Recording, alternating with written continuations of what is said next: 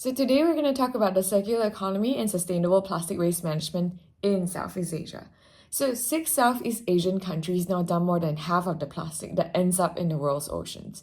In Malaysia alone, we throw away a staggering 291 million worth of recyclables last year, and then paid the price when it clogged our drains and flooded our streets.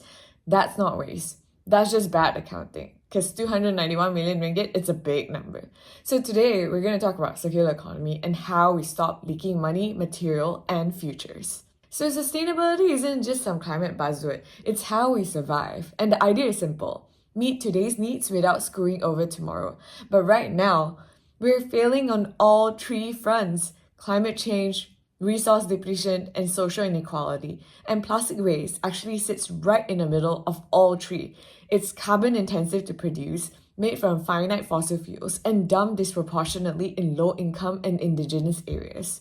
And Southeast Asia is at the heart of it, both as a production hub and dumping ground. So most of our systems still run on what's called the linear economy. So we take resources, make products, use them once, and then toss them out.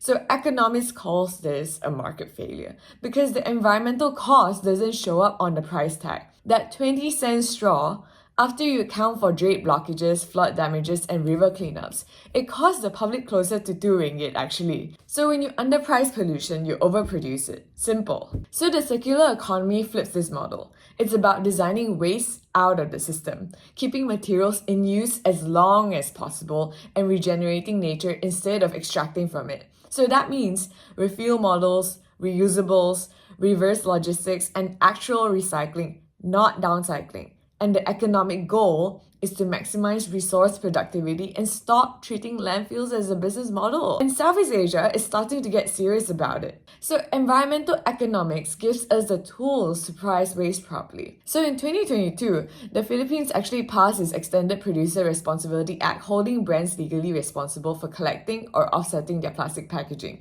So Singapore rolls out its deposit return system in 2025, where every drink container comes with a 10-cent refund if returned.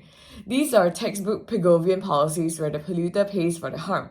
And without that, the public gets stuck footing the bill. So you can't fix what you don't measure, right? So that's where material flow accounting and life cycle analysis comes in.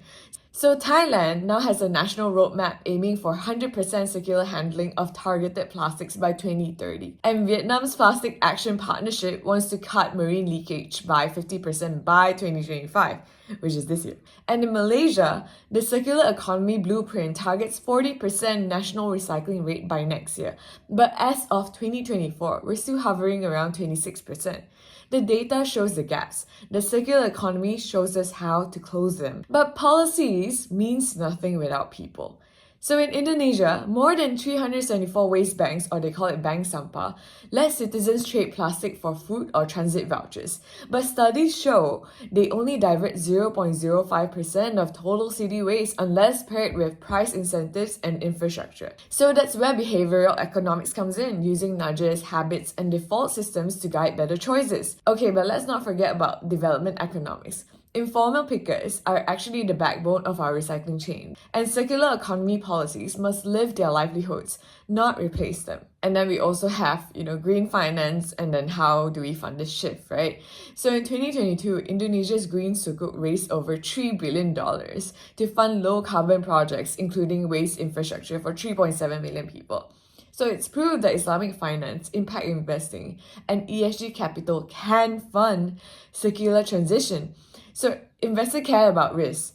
And the circular economy reduces exposure to supply shocks, oil prices, and environmental penalties. So in economic terms, this is modern portfolio theory applied to sustainability. So lower waste equals to lower risk. And then we have trade and policy and, ASEAN's collective challenge. So what is all that, right? So after China banned plastic waste imports in 2018, ASEAN became the next destination.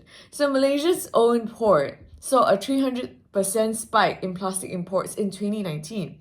And that's forced governments like Thailand and Vietnam to phase out imports altogether. So trade rules matter. One country's loophole becomes another country's landfill. A coordinated circular economy approach across ASEAN is not just good policy, it's economic common sense.